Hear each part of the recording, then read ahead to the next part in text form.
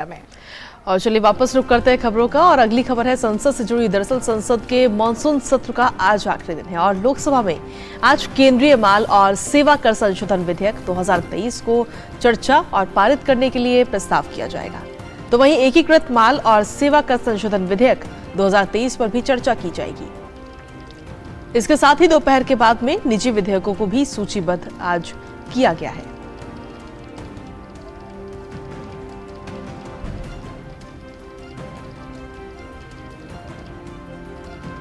वहीं उच्च सदन यानी कि राज्यसभा में आज प्रश्नकाल और शून्यकाल के अलावा दोपहर बाद निजी विधेयकों के लिए समय आवंटित किया गया है। इससे पहले बीते कल राज्यसभा में विपक्ष के शोर शराबे और हंगामे के बीच फार्मेसी अमेंडमेंट बिल पारित हो गया। ये बिल फार्मेसी की प्रैक्टिस और फार्मेसी पेशे को विनियमित करता है। साथ ही जम्मू कश्मीर के युवाओं को फार्मेसी पेशे के लिए पंजीकरण का अवसर उपलब्ध कराता है। इसके साथ ही मुख्य चुनाव आयुक्त और चुनाव आयुक्त नियुक्तियां, सेवा और कार्यकाल संबंधी विधेयक पेश किया गया। और संसद की कार्यवाही पर बात करने के लिए हमारे साथ ऋषि कुमार, हमारे संवाददाता, जुड़ गए हैं। ऋषि, सुप्रभात आपको। आज का दिन बहुत अहम है क्योंकि आज संसद के मानसून सत्र का आखिरी दिन है। ऋषि, आप लगातार संसद की कार्यवाही को कई सालों से कवर करते आए हैं। किन मायनों में इस मानसून सत्र को अलग अलग वजहों से याद किया जाएगा?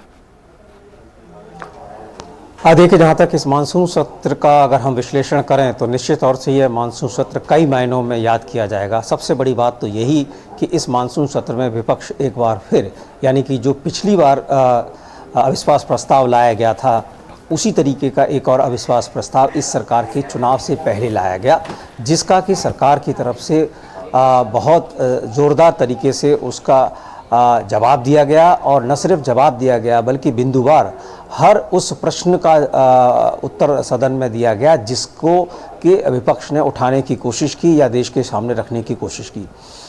दूसरी महत्वपूर्ण बात यह है कि इस सत्र के दौरान भी विपक्ष का जो रवैया था, जिसमें कि शोर शराबा और हंगामा ज़्यादा देखने को मिला, इसके लिए भी इसको याद रखा जाएगा। लेकिन इस पूरे के पूरे प्रकरण में सरकार के द्वारा जिस तरीके से विधेयकों को पारित करने की जो रणनीति अपनाई गई और जिस तरीके से तमाम महत्वपूर्ण विधेयक पारित भी किए गए, उसको भी इस सत्र को उस लिहाज से भी इसको याद किया जाएगा कि तमाम विरोधाभासों के बावजूद सरकार ने अपनी रणनीति के तहत विधेयकों को पारित करवाने में वो उसको सफलता मिली। दूसरी महत्वपूर्ण बात यह है कि विपक्ष जिस तरीके से खासतौर से देखें कि मणिपुर के मसले पर जो शोर शराबा और हंगामा करता रहा, वो इस मसले में कम से कम राज्यसभा में तो चर्चा कराने में असफल रहा, जबकि सरकार की तरफ से बार बार ये कहा गया कि वह चर्चा के लिए तैयार है और ना ही किसी भी तरीके के समय की बंदिश है और ना ही किसी भी तरीके की कोई सरकार की तरफ से मनाही है कि हम चर्चा नहीं करना चाहते। लेकिन बार बार कोशिश होने के बावजूद कल हमने देखा कि सभापति ने भी ऑल पार्टी मीटिंग बुलाई अपने चैम्बर में। उससे पहले नेता सदन ने भी जो है नेता प्रतिपक्ष के कमरे में जाकर आग्रह किया और एक बीच का रास्ता निकालने की कोशिश की, लेकिन अंततोगत्वा जो समाधान था वो नहीं निकल पाया। कल भी कोशिश हुई थी, इससे पहले भी कोशिश होती रही, लेकिन राज्यसभा में जो गतिरोध है अनवरत जारी रहा। इसके लिए भी इसको याद किया जाएगा। हालांकि इस दौरान राज्यसभा में कई महत्वपूर्ण विधेयकों को सरकार ने उसको पारित कराने में उनको सफलता मिली है। दूसरी जो बात है कि इस पूरे सत्र के दौरान जो सत्ता पक्ष और विपक्ष के बीच में जो तारतम्य बनता हुआ दिखा कई बार, लेकिन उसको कहीं ना कहीं ब्रेक मिला। उस ब्रेक के लिए भी इस सत्र को याद किया जाएगा कि उस ब्रेक का वजह क्या था। क्या विपक्ष बार बार इस बात से परेशान हो जाता था कि अगर चर्चा होती है तो उन्हें इस पर नुकसान होगा, तो इस वजह से भी एक विपक्ष की रणनीति को एक कमज़ोर रणनीति के तौर पर भी, जैसे कि कल प्रधानमंत्री ने भी कहा था कि आप अविश्वास प्रस्ताव लेकर तो आए, लेकिन उस अविश्वास प्रस्ताव में जो आपसे उम्मीदें थी, जो अपेक्षा थी, वो आप उस पर खरा नहीं उतरे, आप विरोध भी ढंग से नहीं कर पाए। तो इसके लिए भी इस सत्र को याद किया जाएगा। जी ऋषि, अगर देखा जाए तो कल का दिन जब प्रधानमंत्री नरेंद्र मोदी अपना संबोधन दे रहे थे लोकसभा में, तो लगातार विपक्ष की तरफ से शोर शराबा भी किया गया। इससे पहले जब सत्र शुरू हुआ था, शुरुआत से लेकर अभी तक लगातार विपक्ष की तरफ से यही मांग थी कि मणिपुर के मुद्दे पर प्रधानमंत्री नरेंद्र मोदी अपना बयान दें। लेकिन जब उन्होंने अपना बयान दिया तो विपक्ष वॉकआउट कर गया। कैसे देखते हैं इसे? देखिए, कल जिस तरीके से अविश्वास प्रस्ताव पर चर्चा का जवाब देते हुए प्रधानमंत्री ने सिलसिलेवार तरीके से, चूंकि सदन में जो बातें रखी जाती हैं, जो प्रश्न उठाए जाते हैं, जी। प्रधानमंत्री ने उन सभी को पहले एड्रेस किया और उन सभी का उत्तर दिया।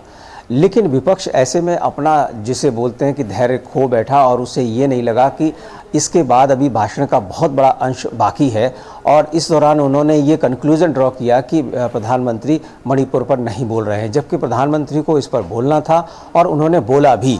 तो ये विपक्ष की एक रणनीति का फेलियर भी कहा जा सकता है, क्योंकि प्रधानमंत्री जब मणिपुर में बोल रहे हैं, क्योंकि ये अविश्वास प्रस्ताव मणिपुर की घटना को लेकर ही विपक्ष के दावे के अनुसार लाया गया था। उनका साफ कहना था कि सरकार की जो ताकत है, सरकार के पास जो संख्या बल है, उस पर उन्हें कोई शक नहीं है, क्योंकि विपक्ष जानता है कि संख्या बल के हिसाब से तो उनका अविश्वास प्रस्ताव कहीं ठहरता ही नहीं है। लेकिन मुद्दों के लिहाज से उन्होंने सरकार को घेरने के मकसद से इस सत्र को, अविश्वास प्रस्ताव को इस सत्र में लाने की कोशिश की थी।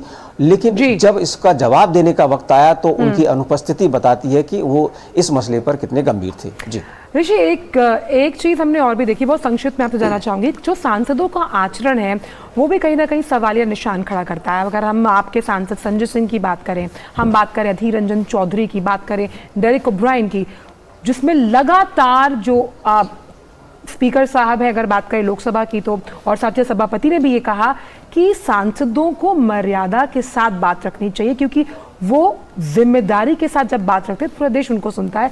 लेकिन इस बार भी ऐसा विपक्ष द्वारा देखा नहीं गया।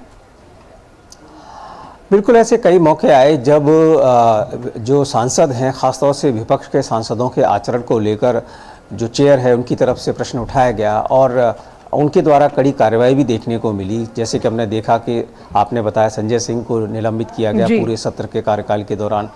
डेरेक ओब्रायन को बार बार चेतावनी दी गई, उनके खिलाफ कार्रवाई होते होते रह गई। जबकि सभापति का साफ कहना था कि कार्रवाई करने में उनको बिल्कुल भी दिलचस्पी नहीं है और उन्हें इससे पीड़ा होती है, क्योंकि किसी भी सदस्य के खिलाफ कार्रवाई करने से एक संदेश जाता है कि जो राज्यसभा या लोकसभा के जो सांसद हैं वो जनता के प्रति गंभीर नहीं है। तो उनका कहना था कि जो सदस्यों का जो आचरण है अगर अमर्यादित रहता है तो उनकी कोशिश ये रहती है कि वो उन्हें समझाएं, लेकिन जब वो नहीं मानते हैं और उस आचरण की अवहेलना लगातार की जाती है तब ये कार्रवाई होती है। कल भी हमने लोकसभा में देखा कि कांग्रेस के नेता अधीर रंजन चौधरी के खिलाफ जो कार्रवाई की गई, हालांकि अभी उनके खिलाफ कार्रवाई में ये बात सरकार ने रखी है कि इसे एक जांच समिति के सामने रखा जाए और जब तक ये रिपोर्ट नहीं आ जाती है तब तक उनको निलंबित किया गया है लोकसभा से। तो निश्चित तौर से उन्हें मौका मिलेगा कि उनका जो आचरण था उसको लेकर उस कमेटी के सामने अगर वो जाते हैं तो अपना पक्ष रखेंगे और उस समय ये स्पष्ट हो पाएगा कि उनका जो निलंबन है वो कब तक रह पाता है। लेकिन निश्चित तौर से आज आखिरी दिन है और अधीर रंजन चौधरी आज सदन में नहीं जा पाएंगे। जी, यही तो वजह है कि विपक्ष अपना पक्ष कभी पुरजोर तरीके से रख ही नहीं पाता और आज का आखिरी दिन है तो देखेंगे कि कार्यवाही सुचारू रूप से चलती है नहीं। बहुत बहुत शुक्रिया ऋषि इन तमाम जानकारियों